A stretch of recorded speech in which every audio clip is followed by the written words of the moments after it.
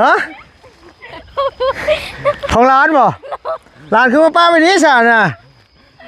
ว้าวอีหลีคืออะไรล่ะบ่เป็นของชุกี้บ่ของเจลีดิของชุกี้บ่ของเจ้าบ่จะดีว้าวอีหลีบ่แม่นเอ้ามุ้ยเขาเจ้าของบ่น่ะใช้มาเบิ่งดูเฮ้ยลูกเจ้าของมันค่อยนี่โทรศัพท์ไม่อยากโอ้ซัมซุงบ่ลูกป้าค่อยแกะก่อนน่ะของไผของนั่นเนาะป้ามางามๆนึงเลือดแตกนี่พอเลยเขาสีดาไปใหม่เลยเนาะโทรศัพท์ไผบ่ของกึของกึของใหม่ของกึของใหม่ไม่ได้เอาส่วนนั้นน่ะเอามันคือมาเปิดบ่ได้เอาเจ้าเปิดบ่ถึกมองมันก็บ่ได้เลยเอาอันนี้โอ้ยเนาะตั้งลายเนาะบางงามๆนึงคือ iPhone เลยเนาะของล่างนับเงินเรียนอยู่ป .5 นับเงินบ่ได้ครูเลยจะกินนะ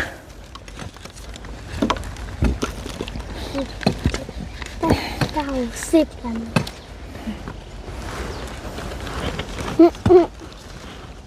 น้องยิ้มไป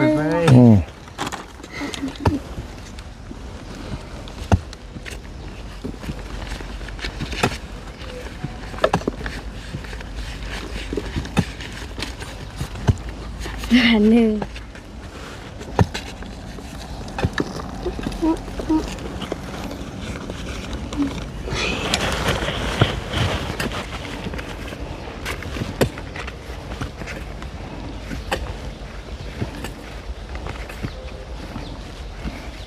เท่าไรน่ะ700,000 2,740,000 2,740,000โอ้โดยเอาผู้ใดอันว่าพ่อกับพวกนั้นได้เป็นโทษเด้อลุงบ่ได้อยาก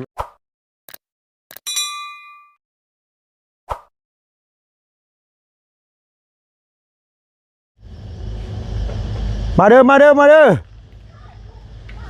เอาน้ำเอาไหนไปแล้วบ่ครับ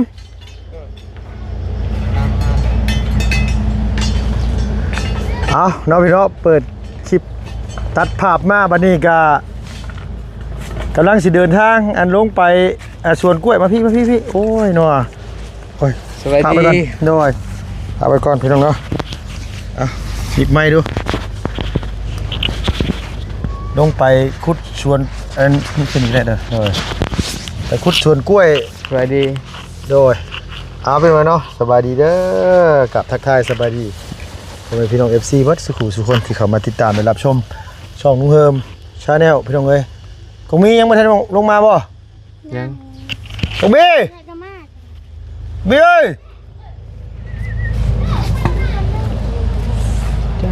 เด้อ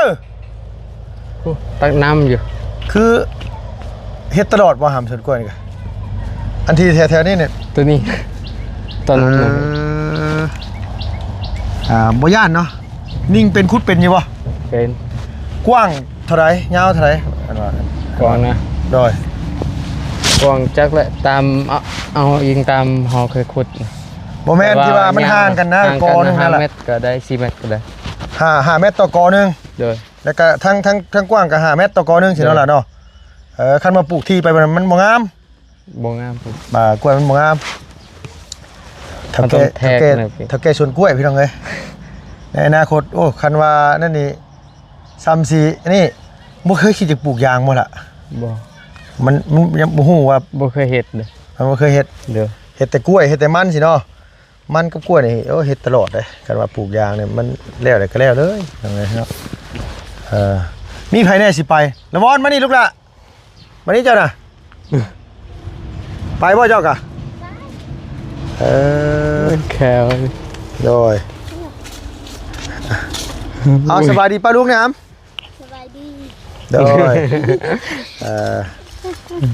เห็นว่าคนขุม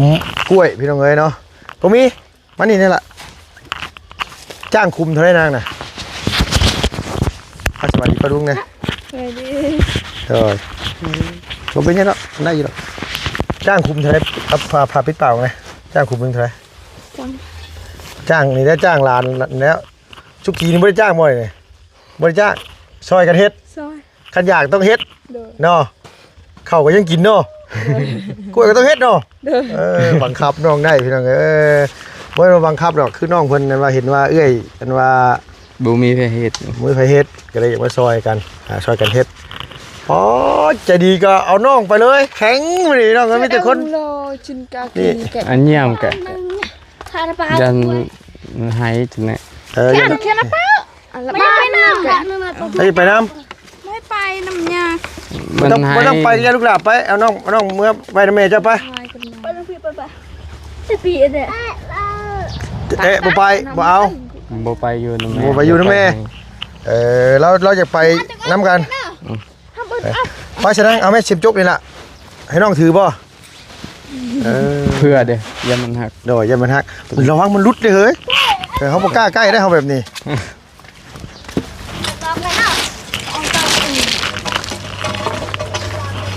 โดยให้ลูกหลานตามไปน้ำรางไว้สันวะเนาะไปสวนกล้วยบ่จ้างบ่ใช่ลูกหลานก็พอให้เขาเจ้าพอได้เงินไปโรงเรียนมื้ออื่นนะนาง บ่มีเงินจ้าง น้องชายว่าบ่มีเงินจ้างบัดทักเอื้อยว่าจ้างคุดคุมนึงเท่าก็มีแต่เก่าจ้างนะคุม 2,000 จ้างสุกี้คุมหนึง 15,000 ทุ่มหนึ่งชาวพันเนาะ มันสิบ่ได้เงินไปขอสาวไว้ปัญญังบ่ครับ บ่ สุกี้บ่ได้แชทถามผู้สาวว่าผู้สาวสิมาวันที่2นี่ได้ยินนั่นว่าทางเอื้อยแต่ว่า เราได้เสร็จมาเสร็จก็บ่ตอบยาแหละ แชทไปก็บ่ตอบซ้ำ โดย เป็นแนวใดวะผู้สาวบ่มักผู้บ่าวเซฟโปนบ่ผู้สาวนี่เขายังเว้าว่าให้น้องเมื่อบ้านแล้วเฮ็ดให้น้องอกหักว่าซั่นว่าลุงเฮิมนี่บ่ดีแล้วลุงเฮิมนี่เขาว่า พาสุกี้มาบ้านพ่อผู้สาวแล้วบัดเฮ็ดให้มันว่าน้องอกหักว่าซั่นว่าบางคนว่าโอ้ยคาดมันสิเป็นคู่มันก็เป็นคู่กันอยู่หั่นแหละลุงเฮิมเอ้ยว่าซั่นว่าเนาะบอกกงมีเจ้าก็ชุกกี้นี่ก็พากันมาเฮ็ดเรื่อยอยู่บ่นะ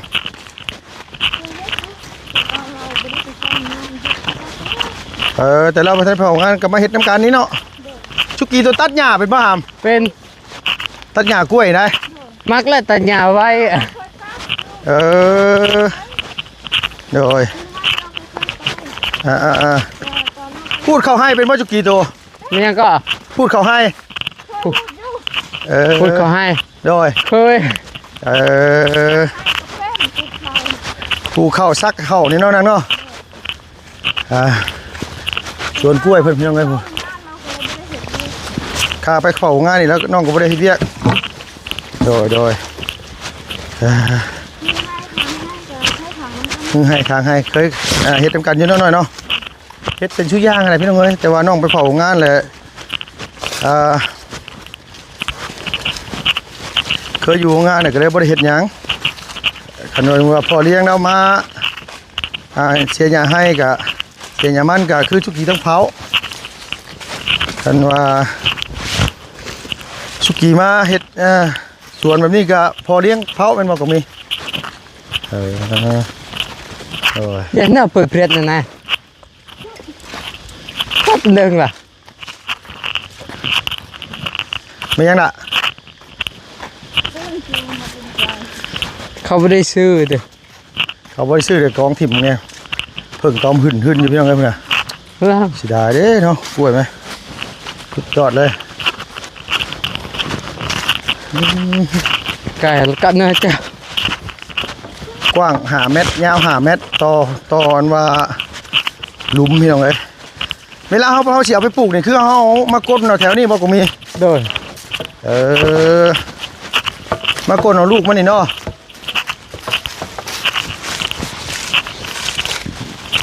ลุงก็ยังบ่ได้เช็คเบิ่งเลยพี่น้องเอ้ยว่ากล้วยนี่ตั้งแต่มือมันเกิดจนฮอดมือมันออกมากนี่มันใช้เวลาจักเดือนประมาณ9 เดือนนี่แหละคันจำบ่ผิดได้9 เดือนฮอดปีแล้วกล้วยเลย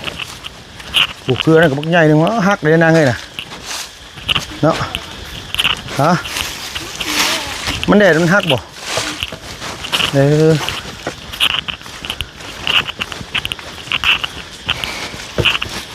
ส่วนหลายเขามาขุดกล้วยนี่เขาเอาเสียมจกนี่มาขุดก็มีหรือว่าเสียมชื่อนะ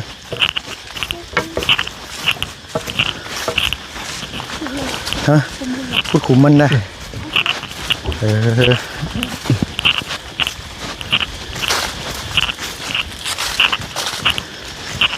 ส่วนหลายเอามาจกตินะ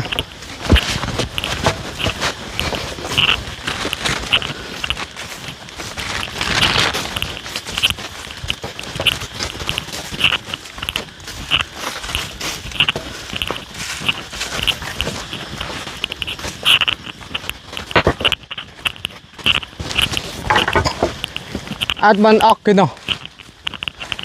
ฮะปะเครื่องเขาอยู่บนห่มนะ โดย เมื่อยก็พักกิน ถ้าห่มตัวใดห่มตัวพุ่นมาหามในห่มพุ่นห่ม เขา พี่ไป ปะ ได้พี่ เครื่องดิเด้แล้วไม่ตาแหละ ห่มพี่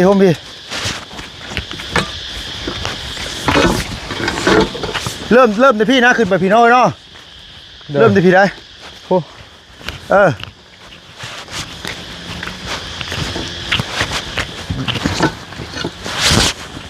ห้องตัวนี้กับอันว่าที่มันไหลลงไปเฮือนนั่นอันเดียวกันบ่นาง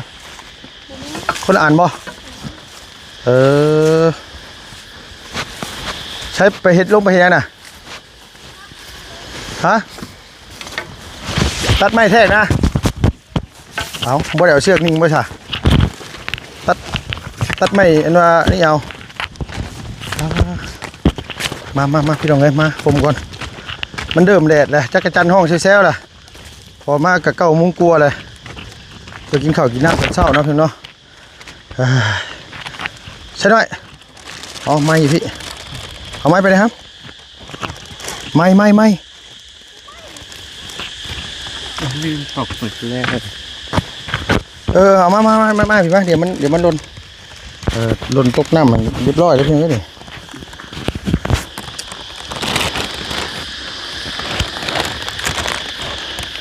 อันนี้ก็ละอ๋อต้องถากเขาแทกก่อนต้องแทกให้มันตรงก่อนเนาะ ขุดมันไหนดู นี่แหละเลาะขึ้นไปเนี่ยแต่เอาแต่พี่ได้ขึ้นไปเลาะขึ้นไปพี่แม่นบ่ต้องถามน้าสาวเจ้าเพราะว่าลุงบ่เคยเฮ็ด ใหญ่ ขุดแต่พี่ได้ลูกเอาแต่พี่ขึ้นไปพี่เลาะมาพี่แล้วก็เกี่ยวขึ้นมา ตามทาง โดยสบายดีป้าลุงนั่นลูกอะโดย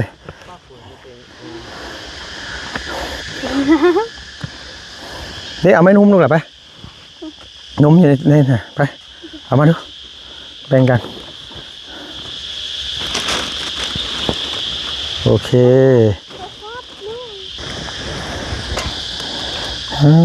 ห่อนเถอะพี่น้องเอ้ยจะเป็นเอ้าฝนตกใครอยู่เนาะมื้อเช้านี่ทำท่าคือสิตกเนาะจุกี้เนาะมื้อเช้าตกบ่หำอยู่พี่ ตกเลย ว่า นั่นนะต้นทำนะ ตกบ่แห้ง เอาไหมให้จุกี้น้ำเอาจุกี้เอ้ยมาไหมล่ะนุ่มจะไปหากินร้ายเหล้าเบียร์นะกินนุ่มกินยังสีมันจะมีแห้ง มากินนมโตมันเปลี่ยนสีด อ๋ออันง่าดำบ่ ำนมช็อกโกแลตบ่ อ๋อนุ่มช็อกโกแลตโดยเอาเชือกมาเลยก็แล้วเนาะเชือกบ่ได้บ่ บุญเสีย บุมีจังได้อ้ายซื้อมาอันว่าซื้อมาเอาทอสวมลงเหมือนตั้ง2-3 เซนเอาไหมนั่งนุ่มนั่งกินไหม เจ็บหลังครับผม หน้าบูดแท้ยังไม่ทันเห็ดยังจะคุมกับหน้าบูดแท้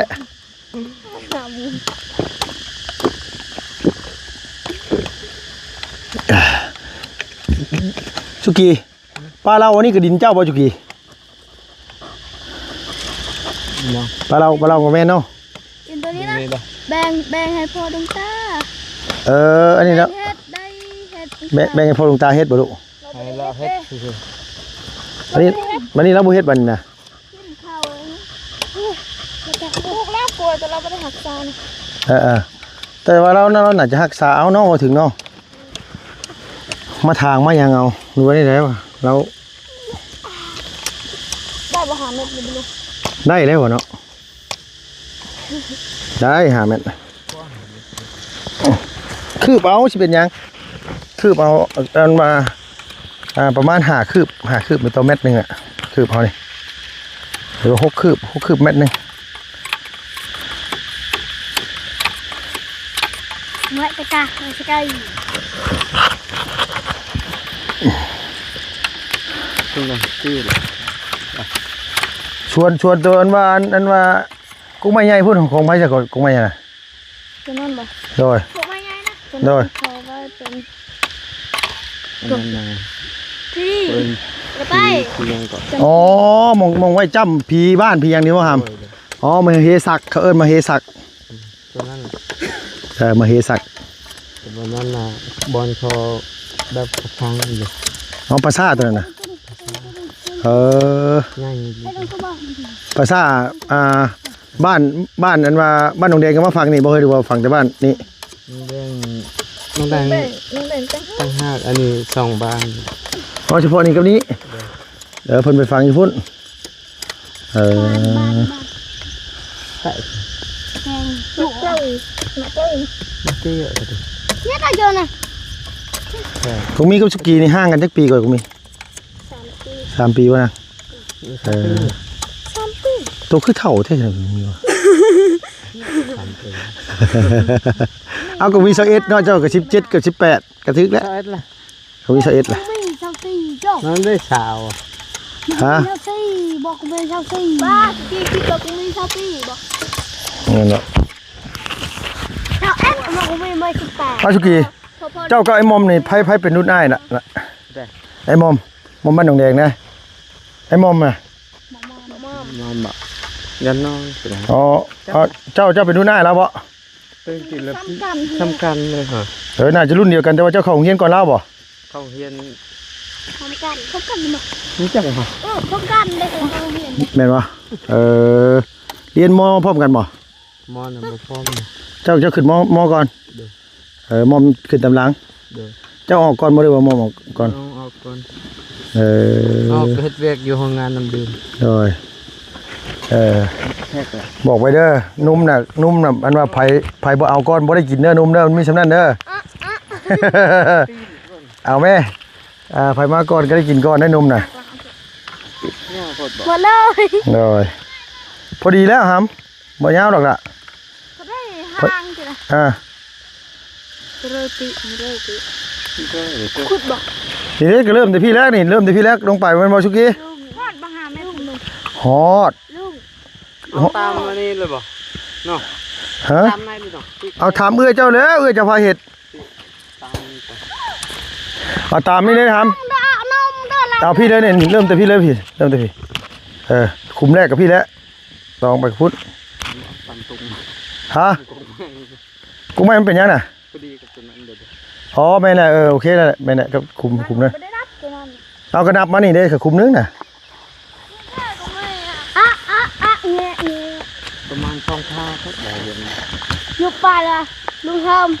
มมางูใหม่เลย เป็นยัง ลุงเราว่าคิดว่าลุงจะกินน้ำ โดนตึ้งละคอออกทันที คุดเลิกแต่บ่หาม เลิกนี้ธรรมดา น่าจะเป็นวิ่งเหมือนปลาเลยไรวิ่งเลย ประมาณ4 เมตรนะวะ4 เมตรเอายับปีกได้ก็มียับปีกได้นึงฮะนะมันพอดีบ่ตัววะพอดีบ่มีพอดีเนาะลูกหลานได้แพงโดยลูกหลานให้เอาแพงเขาว่ะ จัดมาเศร้าสิจ้างเท่าไหร่ เอาคุมละ2,000 2,000 โดย จ้างคุมละสนุน เอา ค่ะจ้างคุมละ5,000พ่อ ถามน้าสาวเจ้าบุญแล้วโดยสบายดีเด้อเพียงเด้อ สบายดี สบายดีคุม5 ผ่าน พ่อปลูกบ่ดีมากขึ้นฮะเรื่องคนละฮะ อันตรายเด้อเอ้ยน่ะบ่กล้าใกล้เด้อเฮา โอ้โหเจ็บจกอะมันบ่มีแต่ตัวนั้นงามเขาเอาออกแล้วไหมเป็นบ้ามาอยู่บ่จ้ะ มันฉลาดมันยังได้ บ้า ด้วย อะไร นะ เฮ็ดที่ก้อนเกินนั่นน่ะ เอาผ้าต่อเข้าไปเอาล่ามเสียมได้ต่อเข้าไปน่ะ นี่เลยลุง เอานี่หาเสื้อขาดมาไปอันเลี้ยงเอ้ย เอาเสื้อขาดมาลูกหาเสื้อหาแพร่ขาดมาไปอีลุงเห็นหายไป นี่นะ เออ ก็มีเสื้อขาดแท้ขาด เอาเสื้อขาดแพร่ขาดกับผมมีบ่อน่ะปาดเอาเสื้อจริงๆนะเศษจะดีนะ เอาพอเลย มันคุดว่าจะเป็นคุมแล้วนั่นนะบอกเห็น เออป้อดินแก่นนี่รอลึกดี ปาดเอาดิได้โยน คุณแบบนี้บ่ทำได้ก็รับจ้างเพื่อนคุณไป2,000นะ เอาห้องกับปาดละ เออ ตอนนั้นโว้ตัวเป็นเฮกตาร์พุ่นเขาขุด แต่นั่นมันตัวนี้มันงามอันนี้บ้าง เออ เขาไปได้ซื้อมาเลย โดย บุญเงิน เนาะพี่น้องมาต่อกันเลยเพราะว่ามันบดในแล้วพี่น้องทำท่าผลสิตกว่าสิพากันเมื่อวัดบดมาอีกก็เลยพากันมาสู่ต่อเลยเมื่อกี้นี่มันแดดแห้งโทรศัพท์มันเด้งพี่น้องเนาะมันตัดไปหน้าจอโทรศัพท์มันห่อนแห้งเนาะโทษอย่างไรเนาะโอ้มาทางพี่น้องเนาะเอาตัวลุ่มพุ่นบริคุดบ่ชุกี้ลุ่มพุ่นบริคุดบ่ครับ คุดซื้อก็ตัวนี้ ทางไป ทางบ่ ทางไปภูพุ่น ทางไปผู้พุ่นโดยมันใช่แต่แห้งแล้วมันบวกเขาอมยับไม่ละวันยับลูกละ เบิ้ง เนาะจกมันบ่งามเนาะเมื่อยแบบนี้เนาะจกมันบ่ดีบ่มึงมีตัวดีกว่านี้บ่มาก็ขุดมาอยู่อ้าว ไปอันมีแต่ว่าเมื่อหากินข้าวกินน้ำเท่านั้นแล้วพี่น้องเอ้ยเนาะมาแต่เฮิงตัวเลยนั่งเช้าเมื่อยล้นเติบเมื่อกี้นี่2 ชั่วโมงมันไปจักพากันนั่งอารมณ์กัน เมื่อจะนะฮะกุจิรอตามทาง โดย มาเลย เท่าพี่น้องเอ้ย ลุงไม่ใช่ตรงเนี่ย มีหยังมีหยังก่อนแต่เก่ง ลุงไม่ใช่นี่ ใส่มีหยังเฮ้ยน่ะ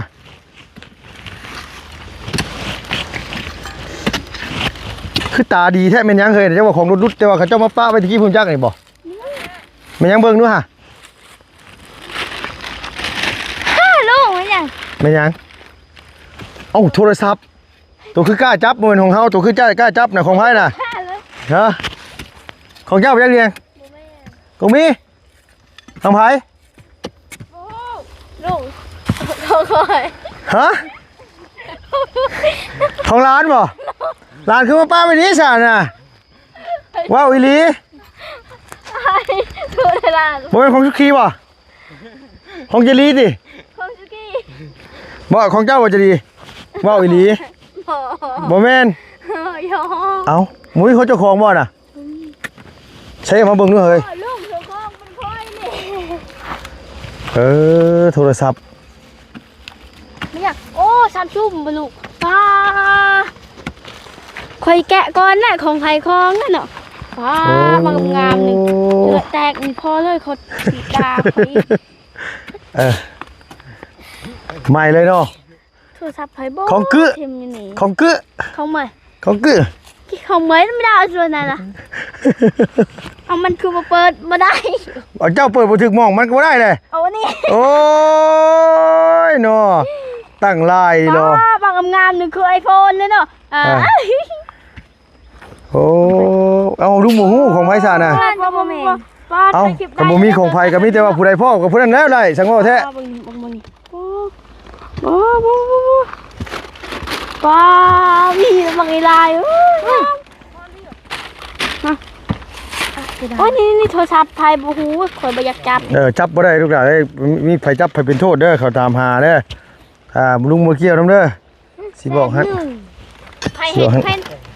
ไผเห็นไผเห็นไผได้ไผเห็นไผเอาไผรับผิดชอบด้วยไผเห็นน่ะแท้ไผเจ้าเป็นคนเห็นเจ้าก็รับผิดชอบเลย คอยมีแต่รับผิดชอบเฮ็ดชวนนี่แหละ มียังไงอีก มีเงินนำเลย ฮะเอาแล้วมีเงินนำพร้อมแห้งนักฉันมาดีนะฮะใส่มาพี่มาโฮมพี่เ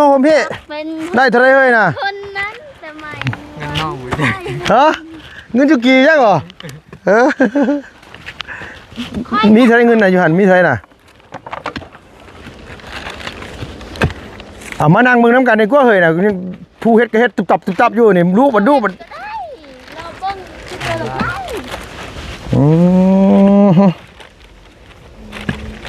จักล้านน่ะ2 ล้านเท่าไหร่นับเบิ่งเจือดีกว่า 2 ล้าน นับเงินเดือนอยู่ป .5 นับเงินบ่ได้ครูเลย นี่ก็น่า จะกินนะ 90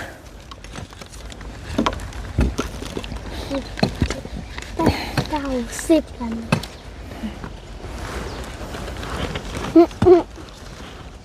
น้องยิ้มไปไป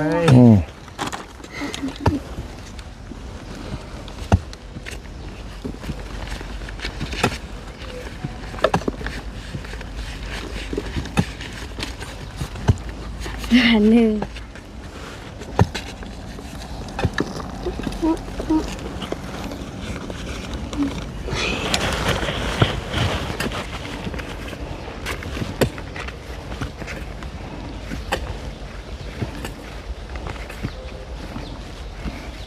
เท่าไหร่น่ะ 700,000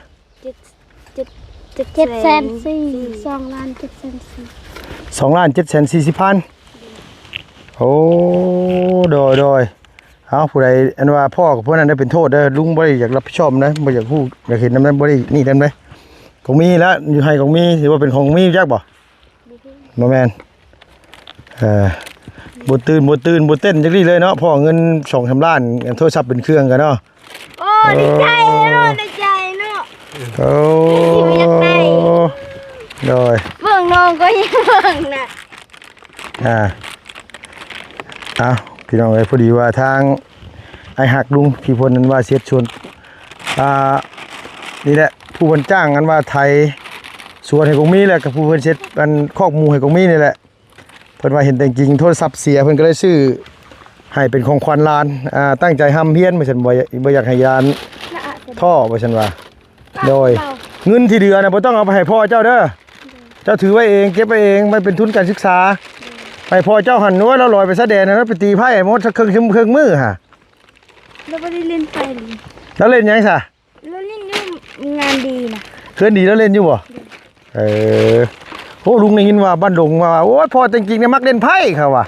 มักก็มักงานดีแหละ มาขึ้นดีสิเนาะอยู่บ้านดงนะอยู่บ้านดงเขาเจ้าเว้ากันนะตะกี้แล้วแต่เราฉันได้ไรแม่เจ้าแล้วมักเล่นไพ่และการพนันชุดไอ้พ่อเจ้าน่ะ แต่ก่อนข้อยก็บ่รู้เนาะเขาบ่ได้บอกเขาล่ะ เพราะว่าเขายังบ่ทันได้เกิดซ้ำตาน้อยใช้เขาว่าตาน้อยแกตีอ๋อตาน้อยขี่ไพ่เขาว่าน่ะเอาเขาเว้าอีหลีลูกล่ะแต่ว่าชั่วโมงนี่บ่รู้ว่าเราเลิกหรือบ่เลิกเขาตะกี้เรามักเล่นอีหลีแล้วว่าเขาตั้งแต่อยู่เมียเก่าแล้วฮะ ฉันเห็นก็เห็นงานดีให้ดี เพื่อนดีเล่นเนาะลูกเนาะละซิมล่ะ เอาซิมก็ใส่เลยเด้เจ้าสิเอาหยังอีกซิมก็ใส่เครื่องมันไปเลยมันยังบ่ปากบ่จริงเลยนะบ่เฮ้อตัวอึ้งเรื่องหยังนี่เนี่ยว่าตัวน้อยอกน้อยใจหยังนี่ฮะพูดแล้วฮะฮู้นี่ไหนฮู้หยังน่ะ ใช่นี่ อ๋อยืมบ่ใช่นี่เอาจะว่าเอาค่อยๆต่างๆ เด้อเอานิบไม้จะพาเก็บไปก่อนขอบคุณทางอันผู้ลุงใหญ่ใจดีเพิ่นก่อนลูกล่ะที่เพิ่นฝากเงินมาซื้อโทรศัพท์ให้แล้วก็เอาเงินไว้ให้เป็นทุนการศึกษาไปโรงเรียนเพิ่นบอกว่าให้หลานเป็นทุนการศึกษาเด้อเพิ่นว่าเก็บไปเองเจ้าและเจ้าก็เป็นคนประหยัดอยู่มีแต่ว่าเก็บไว้ เข้าเบิดก็ให้พ่อเจ้าและซื้อมากินเนาะขอบคุณผู้ลุงใหญ่ใจดีอยู่ เดินขอบคุณผู้ใหญ่ใจดีที่ซื้อที่ฝากเงินซื้อโทรศัพท์ให้ลูกขอให้สุขภาพแข็งแรงความจิตอะไรความถอยก็มีขอให้ร่ำรวยความปรารถนาสิ่งใดขอให้ได้สิ่งนั้นนอนรับขอได้เงินหมื่นตื่นมาขอได้เงินแสนสาธุโดยโอเคพี่น้องเนาะประมาณนี้แหละมีแต่ว่าเก็บไว้เงินก็ได้มีแต่ว่ารักษาไว้เพื่อ จะน้อยไปเฮียนนั่นบ้านโดงหันต้องขี่รถไปซุมื้อได้ต้องเติมน้ำมันมีแต่ว่าประหยัดเอาแหละใช้จ่ายเป็นบ่นี่คันสมมุติว่ามาขุดคุมละ 5,000 นี่ขุดคุมละ 5,000 นี่เพื่อสิได้นี่เงินน่ะเพื่อสิได้เงินแสนนึงบ่แม่นง่ายใช้เงินกับประหยัดเอาลูกหลานเอ้ยน้อยเนาะ ก็เริ่มเปิด พี่น้องก็มีแต่ว่าโจ๊ะๆก่อนมื้อนี้สำหรับคลิปนี้กับสิจบคลิปแล้วก็สิพากันเมื่อก่อนได้บ่ไหวได้เนาะฮ้อนเนาะสุกี้เนาะเอาโอเคเอาสบายดีเด้อน้องเด้อเอาเบิดสุขุสุคนโดย สบายดี บ่ไหวแล้วเนาะละว่าเนาะโดยพี่น้องเนาะแต่ละคุมบ่ไหวพี่น้องเอ้ยเนาะสู่บ่ไหวมันแดดโพดเนาะจังได๋ลุงก็ต้องกราบขอบคุณขอบคุณขอบใจทางอ้ายหลายๆเด้อที่มีความเมตตาต่อลูกต่อหลานที่ฝากเงินฝากทองมาให้ทางน้องเป็นสะพานบุญให้ก็ขอให้อายุดีมีแห้งความเจ็บจะได้ความไข่จะมีปรารถนาสิ่งใดก็ขอให้สมความมุ่งมั่นปรารถนาทุกสิ่งทุกประการที่อ้ายเฮ็ดอ้ายท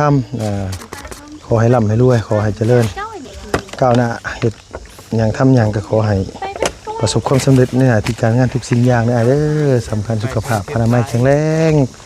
เบิดขอบบทครัวบ่เทือนบ่ซ่านอ้ายเนาะแล้วคลิปนี้น้องไปแล้วขอบคุณ FC ผู้ใหญ่ใจดีเบิดสุขุสุคนนะพี่เนาะไปเด้อเพิ่นเด้อบ๊ายบายสบายดี